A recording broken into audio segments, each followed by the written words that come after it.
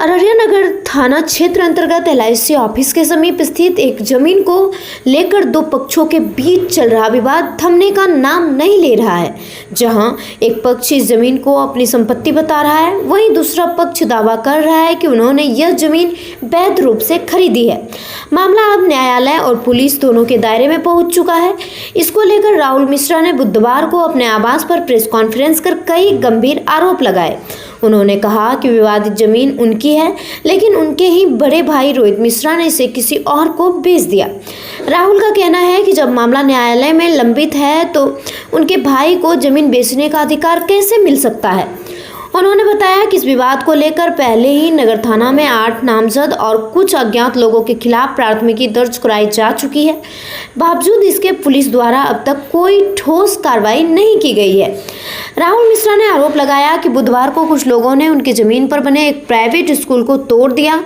उन्होंने इसकी जानकारी तत्काल अररिया के पुलिस अधीक्षक, अनुमंडल पुलिस पदाधिकारी और नगर थाना को दी, लेकिन फिर भी कोई हस्तक्षेप नहीं हुआ।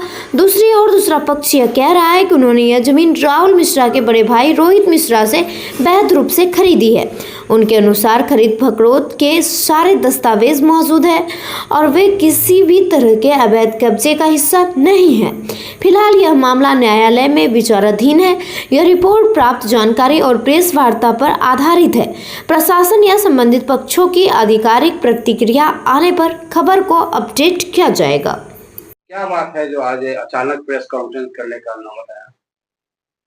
अररिया पुलिस की अकर्मण्यता और भ्रष्टाचार जो उजागर हो चुका है कि मैं कल से लिख रहा हूं, शंकर झा बाबा और ये प्रदीप कुमार मिश्रा, अरुण कुमार मिश्रा, ये लोग मिल करके जोर जबरदस्ती जो है वो जमीन पर कब्जा कर रहा है। वहां पर अवस्थित स्कूल ये राइजिंग स्टार स्कूल को ध्वस्त कर दिया।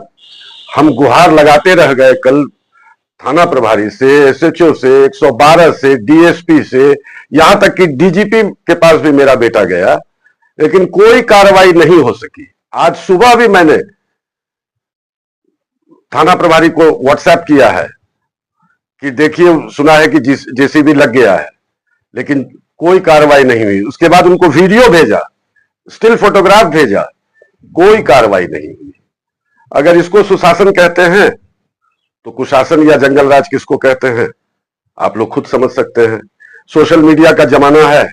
हमारा आप लोग सबों से आग्रह है कि आप लोग जो है, मैं हाथ जोड़ के आग्रह करता हूं कि इस तरह के अनाचार और उत्पात और ये जो व्यभिचार, इसको जो भी कहना चाहें आप कहें, और उस पर जो है सो इस ऐसे मामलों को निश्चित रूप से बहुत ही जोर से हाईलाइट करें ताकि हम लोग सुरक्षित रह सकें।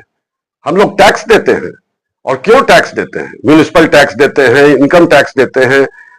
पुलिस को कहते रह गए। अगर मेरे जैसे संभ्रांत व्यक्ति के साथ ऐसा हो सकता है तो सोचिए कि गरीब गुरबा के साथ क्या हो रहा होगा।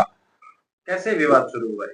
ये विवाद तो पहले से आप लोग भी आए हुए थे। आप लोगों को हमने पहले भी जो है सो साक्षात्कार दिया है कि इस जमीन पर विवाद चल रहा है 335/2008। जो रोहित मिश्रा मेरे पिताजी के बड़े पुत्र हैं, वो उन्होंने ही फाइल किया है। उन्होंने इंजंक्शन पिटीशन भी फाइल किया था, जिस पर मैंने लिख के दिया था कि मैं नहीं बेचूंगा जमीन। लेकिन उसमें उसके ठीक अगले पैराग्राफ में मैंने कहा था कि यह जमीन बेच लेगा, और यह जमीन बेच लिया, और जैसे तैसे बेच लिया। उस जमीन में कोई चौहद्दी नहीं है, कोई उसका जो डायमेंशंस है वो नहीं है, लेकिन बेच लिया।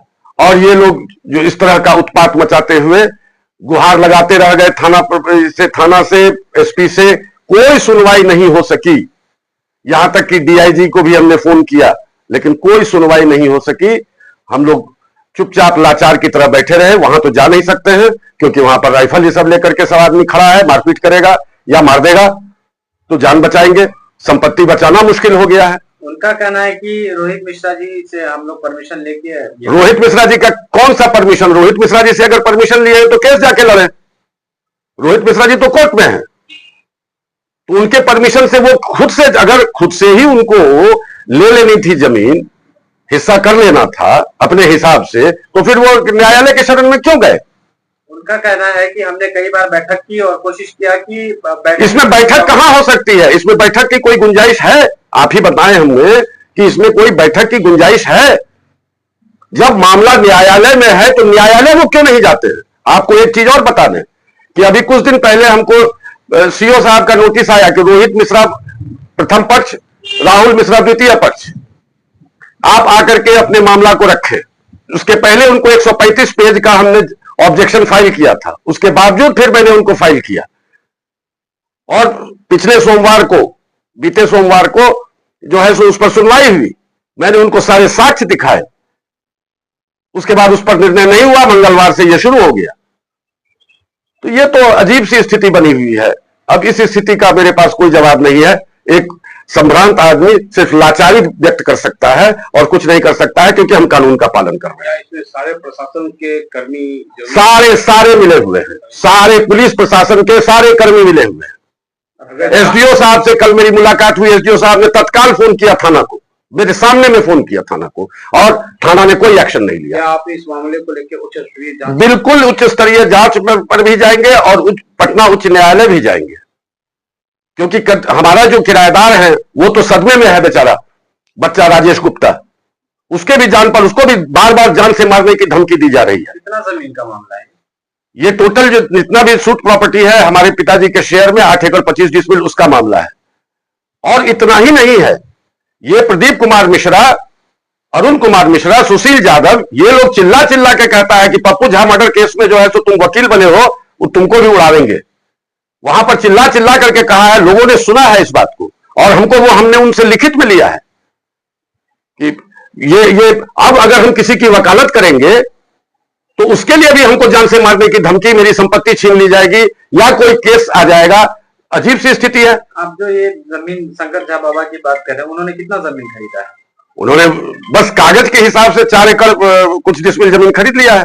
8 डिसमिल जमीन खरीदा है, 4 एकड़ 8 डिसमिल जमीन उसी को कब्जा कर रहे हैं। उसी को कब्जा कर रहे हैं। कोई कानून से मतलब नहीं है, कोई उनके पास कोर्ट का आदेश नहीं है, कोई उनको प्रशासनिक पदाधिकारी का आदेश नहीं है, लेकिन वो कर रहे हैं। मामला लंबित है। मामला लंबित है, हर जगह लंबित है। डीएम साहब से मेरी मुलाकात हुई है, डीएम साहब ने सुन करके कहा है कि नहीं, इसमें कोई कार्रवाई नहीं होनी चाहिए। उन्होंने लगातार इस चीज का निर्देश दिया है। डीएम साहब का भी निर्देश नहीं माना जा रहा है। क्यों आपका पक्ष में पुलिस प्रशासन हो या जिला प्रशासन? सीधी सी बात है, भ्रष्टाचार है। भ्रष्टाचार का खुला खेल है। ऐसा तो नहीं कि बहुत सारा आपसे भी धनराशि का उगाही के लिए मांग किया जा रहा हो? हम कभी गए ही नहीं उस धनराशि की तरफ। आज तक ना हमने अपने जीवन में किसी को दिया है, ना जब मैं नौकरी भी करता था तो मैंने 1 रुपया आज तक किसी से नहीं लिया है। और मैं लंबे समय से अररिया में हूं, सार्वजनिक जीवन भी जी रहा था। दुर्घटना मेरे जीवन में जो एक दुर्घटना हुई है, मर्डर केस में जो मुझे फंसाया गया है, उसके पहले भी अगर आप कोई किसी से भी पूछ ले, जब मैं सार्वजनिक जीवन जी रहा था, कि मैंने किसी से 1 रुपया लिया हो या किसी को किसी भी रूप में उसकी जमीन दावी हो या कुछ भी किया हो, कभी नहीं ऐसा हुआ है, कभी नहीं। प्रशासन से क्या आप चाहते हैं? प्रशासन से तो यही चाहते हैं कि अब कम से कम